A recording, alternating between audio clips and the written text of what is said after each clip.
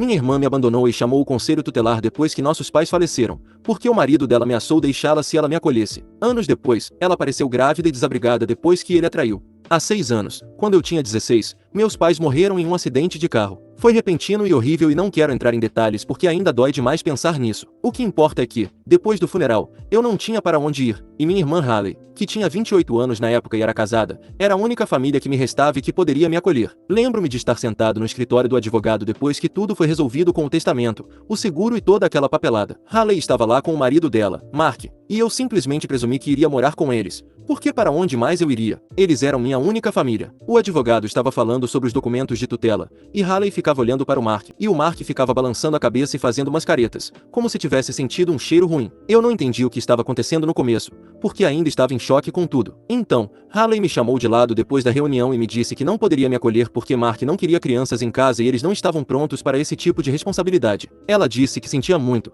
mas achava que seria melhor se eu fosse para o sistema. Simples assim. Ela mesma ligou para o conselho tutelar e disse a eles que eu precisava de um lar adotivo porque ela não podia cuidar de mim. Lembro-me de ficar ali parado, pensando que aquilo devia ser algum tipo de engano. Por que quem faz isso com o próprio irmão? Perguntei a ela se poderíamos conversar mais sobre o assunto, e talvez Mark mudasse de ideia se explicássemos que eu não seria um problema, que eu poderia arranjar um emprego e ajudar com as despesas, e que não atrapalharia a vida deles. Mas ela continuava dizendo que Mark estava irredutível em sua decisão e que ela tinha que respeitar os desejos do marido. Ela ficava o chamando de meu marido como se isso justificasse tudo, como se ser casada com alguém significasse mais do que ter um laço de sangue. A assistente social do conselho tutelar veio me buscar na casa de onde eu estava hospedado há exatos 3 dias desde o funeral. Ela perguntava repetidamente para Haley se ela tinha certeza da decisão, e Haley apenas balançava a cabeça e dizia, sim, tenho certeza. Mark ficou atrás dela o tempo todo, de braços cruzados, parecendo aliviado por eu estar indo embora. Eu tinha 2 sacos de lixo com minhas coisas, porque era tudo que eu consegui trazer do meu antigo quarto na casa dos meus pais e Haley nem sequer me ajudou a carregá-los para o carro. O sistema de acolhimento familiar foi tão ruim quanto você pode imaginar, e não vou entrar em detalhes porque não é sobre isso, mas eu saí do sistema aos 18 anos basicamente sem nada e tive que descobrir como ser um adulto sem apoio familiar e sem rede de segurança.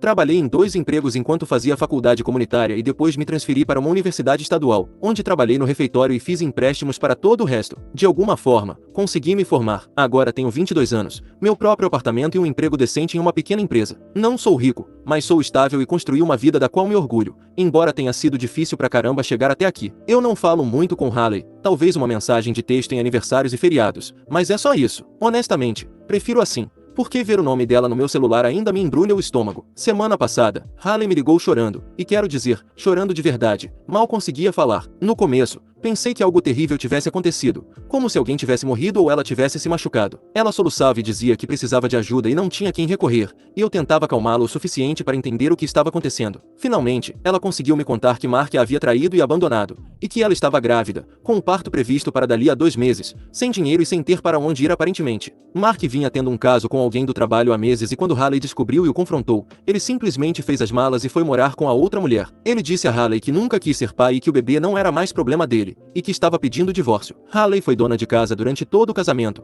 então não tinha emprego nem experiência de trabalho recente. Mark havia limpado as contas conjuntas deles antes de ir embora. Ela estava perguntando se poderia ficar comigo, só até o bebê nascer e ela conseguir pensar no que fazer. Prometeu que não daria trabalho, ajudaria com as compras e a limpeza, e que só precisava de um lugar seguro para ter o bebê. Ela chorou o tempo todo enquanto me contava isso e eu me senti mal por ela, porque ser abandonada grávida parece horrível, mas então me lembrei de estar naquele escritório do conselho tutelar, vendo-a assinar os papéis para me entregar. Eu disse a ela, não, simplesmente não, não posso te ajudar. Ela ficou em silêncio por 1 minuto e depois começou a perguntar por que não, dizendo que é minha irmã e que família ajuda a família, e para onde mais ela iria. Eu quis rir. Família ajuda a família? Sério? Era esse o argumento dela depois do que me fez? Mas eu apenas disse a ela que ela fez a escolha dela há 6 anos, quando escolheu o marido em vez do irmão, e agora tinha que viver com as consequências. Ela começou a chorar mais forte, dizendo que era diferente, porque eu era apenas uma criança e crianças são resilientes, e eu ficaria bem no sistema de acolhimento, mas aquilo era diferente. Porque ela era uma adulta com um bebê e não conseguiria se recuperar disso tão fácil. Aquilo me deixou com tanta raiva que comecei a gritar com ela ao telefone, dizendo que ser criança tornava tudo pior, não melhor, e que eu não fui resiliente, fui traumatizado e abandonado pela única família que me restava. A Lei continuava dizendo que sentia muito e sabia que tinha cometido um erro, mas não podia mudar o passado e precisava de ajuda agora, e eu era a única pessoa a quem ela podia recorrer. Ela disse que Mark a isolou de todos os amigos ao longo dos anos e que ela não tinha mais ninguém, e nossos pais estavam mortos, então éramos só nós dois e precisávamos ficar juntos. juntos. Eu disse a ela que deixamos de ser família no dia em que ela ligou para o conselho tutelar e desliguei na cara dela. Ela tem ligado e mandado mensagens desde então, mas não estou atendendo porque não tenho mais nada a dizer para ela. Honestamente, não confio em mim mesmo para não dizer algo realmente cruel se falar com ela de novo agora. Minha colega de trabalho conhece um pouco da minha história e quando contei o que aconteceu, ela disse que eu deveria ajudar Ray porque ela está grávida e vulnerável, e que às vezes as pessoas tomam decisões ruins quando são jovens, casadas e pressionadas pelo cônjuge. Minha colega acha que eu deveria dar a Hayley uma chance de consertar as coisas e que ajudá-la seria demonstrar grandeza, mas eu continuo pensando naqueles 3 dias que passei na casa de Hayley depois que nossos pais morreram, e como Mark saía do cômodo sempre que eu entrava, e como Hayley pedia desculpas por ele e dizia que ele só precisava de tempo para se ajustar à ideia de me ter ali. Lembro-me de pensar que se eu pudesse ser perfeito, quieto e prestativo, talvez eles mudassem de ideia e me deixassem ficar, mas não importava o que eu fizesse, porque Mark já tinha decidido que não me queria lá. Eu não sei se estou sendo mesquinho ou justo, e não sei se deveria me sentir culpado por rejeitar uma mulher grávida que por acaso é minha irmã. Fico oscilando entre pensar que ela merece isso e pensar que um erro não justifica o outro. Então, sou o babaca por me recusar a ajudar minha irmã que ligou para o conselho tutelar para cima de mim quando eu era menor de idade e agora quer minha ajuda porque o marido a deixou grávida e sem um tostão? Atualização. Tenho lido todos os comentários e mensagens, e honestamente, tem sido avassalador, no bom sentido, saber que não estou louco por me sentir como me sinto em relação a esta situação. Muitos de vocês compartilharam suas próprias histórias sobre acolhimento familiar e abandono familiar, e isso me faz sentir menos sozinho, embora eu desejasse que nenhum de nós tivesse que passar por essas coisas. Hayley não parou de ligar e mandar mensagens, e ontem ela apareceu no meu prédio, o que eu não esperava e sinceramente, meio que me assustou, porque nunca dei meu endereço a ela. Ela deve ter conseguido com alguém ou procurado de alguma forma e isso parece uma violação de limites, mas acho que é o quão desesperada ela está agora. Eu estava voltando do trabalho por volta das 18 horas e lá estava ela, sentada nos degraus do lado de fora do meu prédio. Ela parecia péssima, como se não estivesse dormindo ou comendo direito. A gravidez dela está bem aparente agora, e vê-la grávida tornou tudo isso mais real de uma forma que falar ao telefone não tornou. Ela se levantou quando me viu e começou a vir em minha direção, e eu quase dei meia volta e fui embora, mas depois pensei que seria estúpido, porque este é o meu prédio e minha casa, e eu não deveria ter que fugir. Ela começou a falar imediatamente, antes que eu pudesse dizer qualquer coisa, me contando que estava dormindo no carro nas últimas noites porque não podia mais pagar um hotel e estava com medo de que algo acontecesse com o bebê se continuasse dormindo no carro. Ela disse que procurou um abrigo para mulheres, mas estavam lotados e ela estava numa lista de espera, mas poderia levar semanas até terem uma vaga para ela. Perguntei o que aconteceu com a casa deles, e ela disse que Mark a colocou à venda antes de ir embora.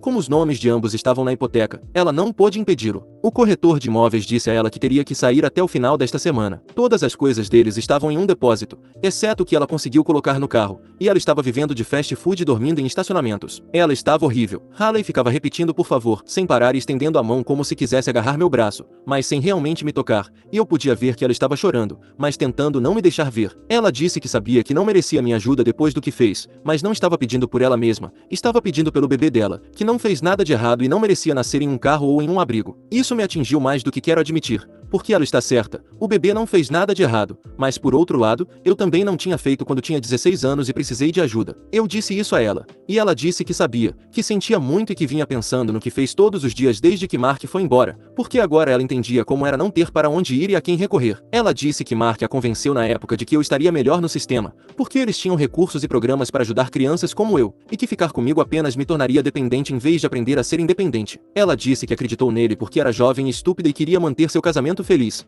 e achou que eu entenderia quando ficasse mais velho. Perguntei se ela realmente acreditava nisso ou se estava apenas dizendo agora porque precisava de algo de mim. Ela ficou em silêncio por um longo tempo e então admitiu que sabia que era errado, mesmo naquela época, mas tinha medo de Mark deixá-la se insistisse em me acolher. Ela disse que ele havia ameaçado se divorciar dela se ela se tornasse minha tutora, e ela não conseguiria lidar com a perda do marido e dos pais ao mesmo tempo. Isso me deixou com tanta raiva que comecei a gritar com ela ali mesmo na rua, e não me importo com quem ouviu, porque eu cansei de fingir calma sobre isso. Eu disse a ela que ela escolheu um homem que ameaçou abandoná-la em vez de cuidar do próprio irmão, e agora esse mesmo homem a tinha deixado de qualquer maneira, então qual foi o sentido de me sacrificar por um casamento que nem durou? Hayley apenas ficou ali chorando enquanto eu gritava, e ela não tentou se defender ou dar desculpas. Ela apenas repetia, me desculpe, me desculpe, me desculpe, como se isso fosse consertar alguma coisa. Finalmente, fiquei sem coisas para gritar e nós apenas ficamos ali, olhando um para o outro, e eu pude ver o quanto de peso ela havia perdido em todo o corpo, exceto na barriga, e o quão assustada ela parecia. Eu disse a ela que precisava de tempo para pensar, e ela disse que não tinha tempo,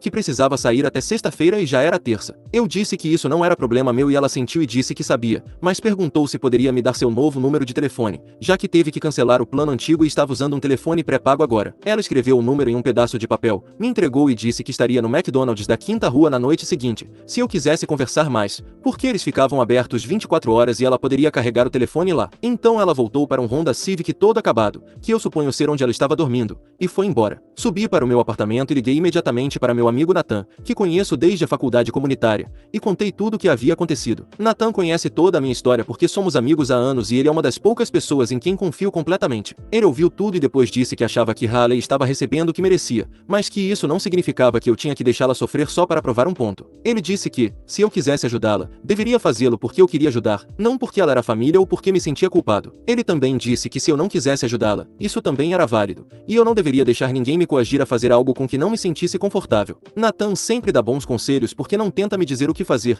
ele apenas me ajuda a descobrir o que eu realmente quero fazer. Passei a noite toda pensando sobre isso, e continuo voltando à questão do bebê, porque é realmente sobre isso agora. Haley fez a escolha dela há 6 anos e está vivendo com as consequências dessa escolha, mas o bebê dela não fez nenhuma escolha e não merece pagar pelos erros de Haley. Ao mesmo tempo, fico pensando em que mensagem isso envia se eu ajudar agora. Isso significa que o que ela fez comigo foi aceitável, porque a família perdoa tudo no final. Eu não quero perdoá-la, e não acho que deveria ter que perdoá-la só porque ela está em apuros agora. Provavelmente vou àquele McDonald's conversar com ela de novo, porque preciso entender mais sobre a situação dela e o que exatamente ela está me pedindo antes de tomar qualquer decisão. Não estou dizendo que vou ajudá-la, mas acho que preciso de mais informações para fazer a escolha certa para mim. Vou atualizar novamente depois de falar com ela, supondo que ela realmente esteja lá e que isso não seja alguma manipulação para me fazer sentir pena dela. Ainda não confio nela completamente, porque abandonar sua família meio que quebra essa confiança para sempre, mas quero ouvir o que ela tem a dizer.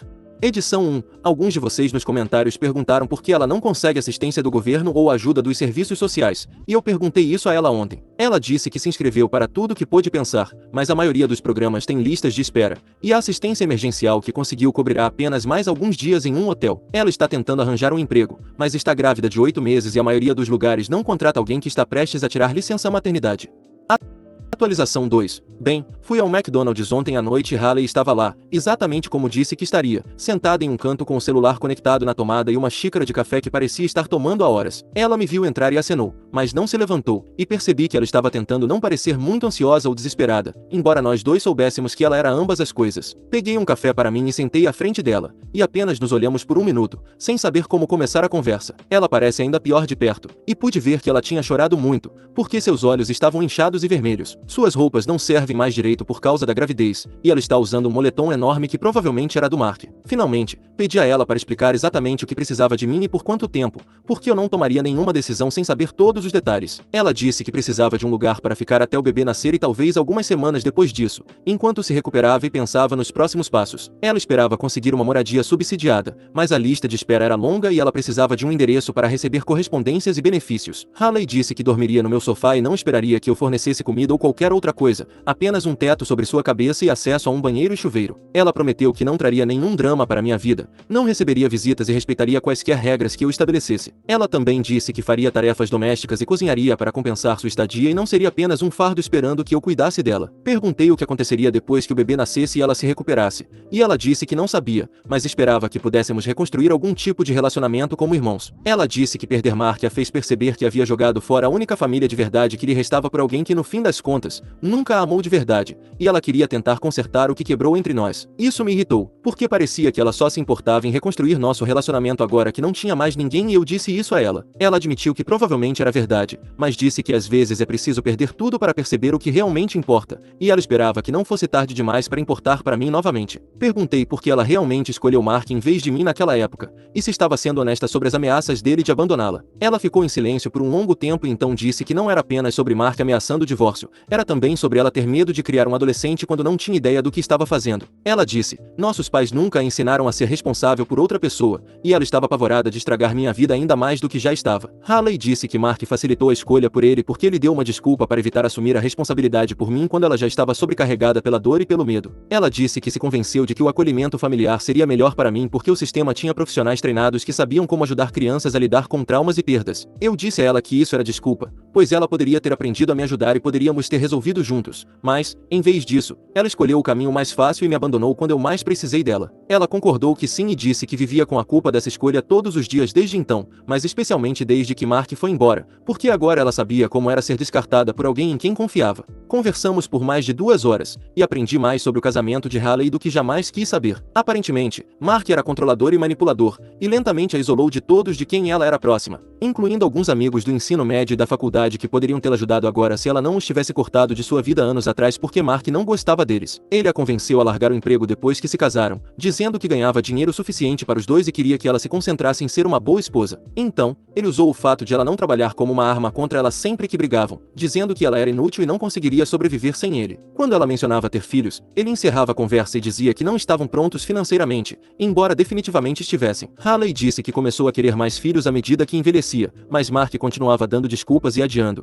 e ela estava começando a achar que nunca aconteceria. Então ela engravidou por acidente. Quando contou a Mark, ele ficou furioso e a acusou de fazer isso de propósito para prendê-lo. Ele exigiu que ela fizesse um aborto e, quando ela recusou, ele começou a tratá-la como se fosse sua inimiga, em vez de sua esposa. Ela disse que o caso extraconjugal começou depois que ela lhe contou sobre a gravidez, e ela achou que ele fez isso especificamente para magoá-la e dar a si mesmo uma desculpa para ir embora. Ele disse a ela que a outra mulher era mais jovem, não estava desesperada para ter bebês e nunca tentaria prendê-lo como Haley fez. Perguntei se ela achava que algo disso justificava o que ela fez comigo, e ela disse que não, absolutamente não, e que não estava tentando dar desculpas, apenas tentando me ajudar a entender como ela chegou àquele ponto. Ela disse que Mark não a forçou a ligar para o conselho tutelar, ele apenas deixou claro que me escolher significava perdê-lo, e ela fez a escolha errada porque foi fraca, egoísta e medrosa. Haley começou a chorar novamente e disse que sabia que eu tinha todo o direito de odiá-la e nunca perdoá-la, mas estava me pedindo para ajudá-la de qualquer maneira, porque não tinha para onde ir. Ela disse que não estava me pedindo para perdoá-la ou esquecer o que ela fez, apenas me pedindo para ser uma pessoa melhor do que ela foi quando eu era quem precisava de ajuda. Aquilo me atingiu em cheio,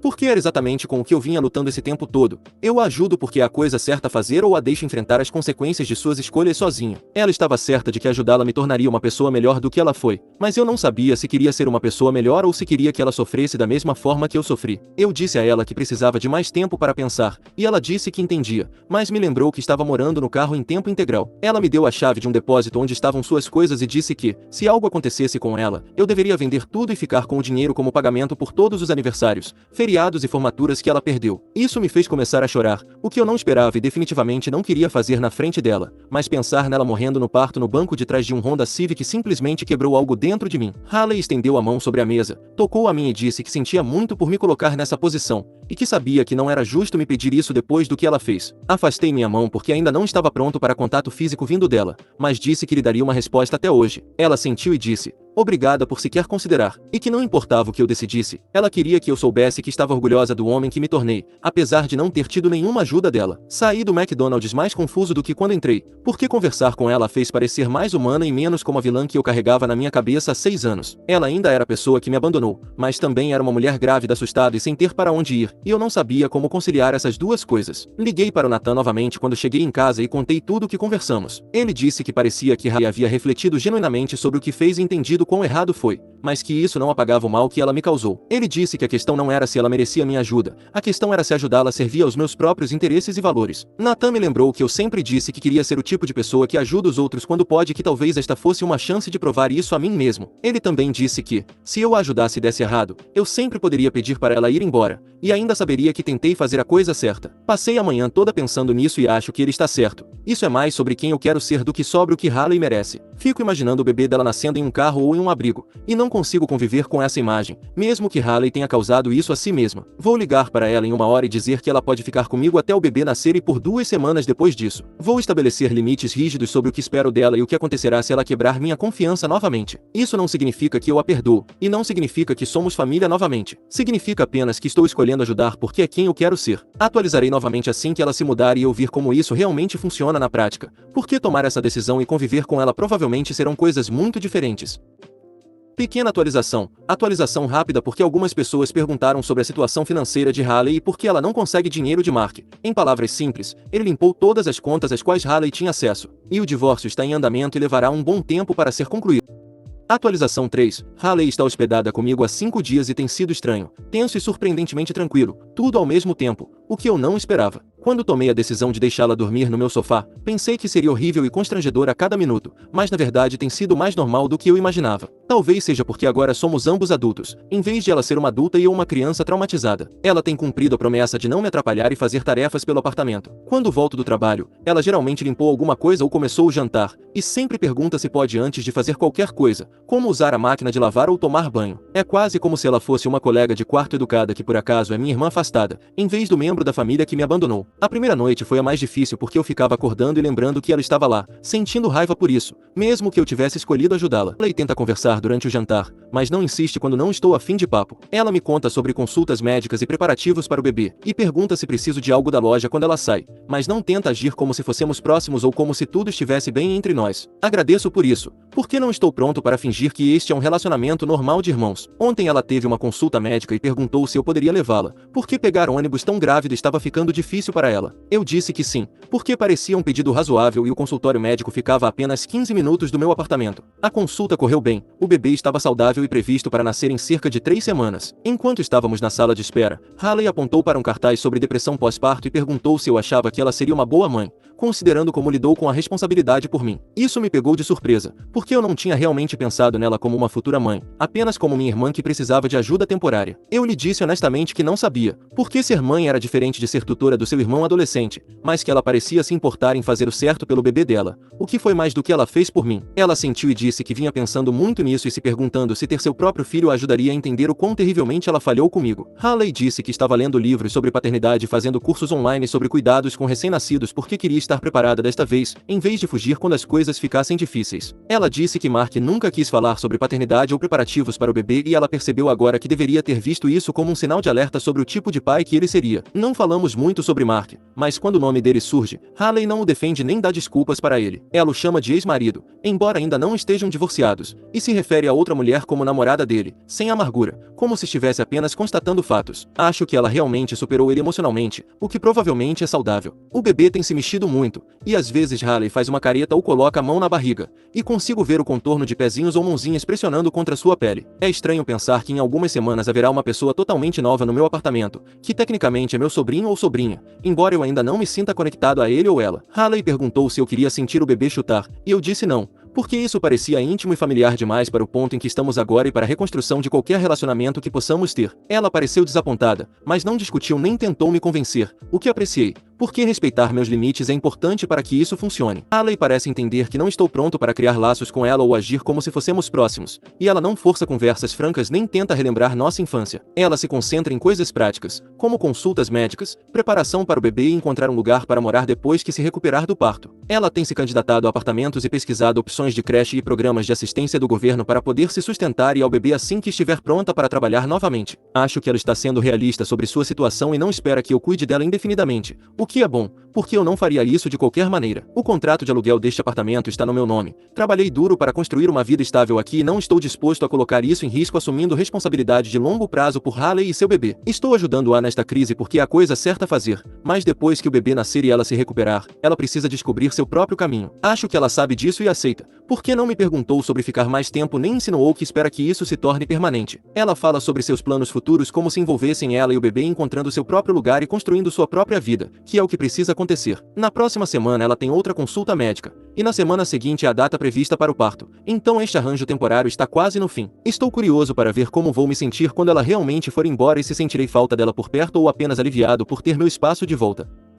Atualização final. Haley teve o bebê há 2 semanas, e elas se mudaram do meu apartamento ontem. Estou sentado aqui tentando processar tudo o que aconteceu e descobrir como me sinto sobre tudo isso agora que acabou. O bebê é uma menina, e Haley a chamou de Daisy. Ela é saudável, linda e perfeita, como todos os recém-nascidos devem ser. O parto aconteceu mais rápido do que qualquer um esperava, e acabei levando Haley para o hospital às 4 da manhã, quando a bolsa dela estourou e as contrações começaram a ficar muito próximas. Ela estava assustada e com dor, e ficava se desculpando por me acordar, como se eu fosse ficar bravo por perder o sono quando ela estava literalmente em trabalho trabalho de parto da minha sobrinha. Fiquei no hospital enquanto Haley estava no parto porque ela não tinha mais ninguém lá e, mesmo não sendo próximos, eu não poderia deixá-la passar por isso sozinha. As enfermeiras presumiram inicialmente que eu era o pai do bebê, e tive que explicar que era o tio e que o pai não estava presente, o que levou a algumas conversas constrangedoras. Daisy nasceu após cerca de 8 horas de trabalho de parto e quando a enfermeira a entregou para Haley, pude ver algo mudar no rosto da minha irmã, como se ela estivesse olhando para a coisa mais importante do mundo. Haley começou a chorar e a conversar com o bebê, prometendo que nunca a abandonaria nem deixaria ninguém machucá-la,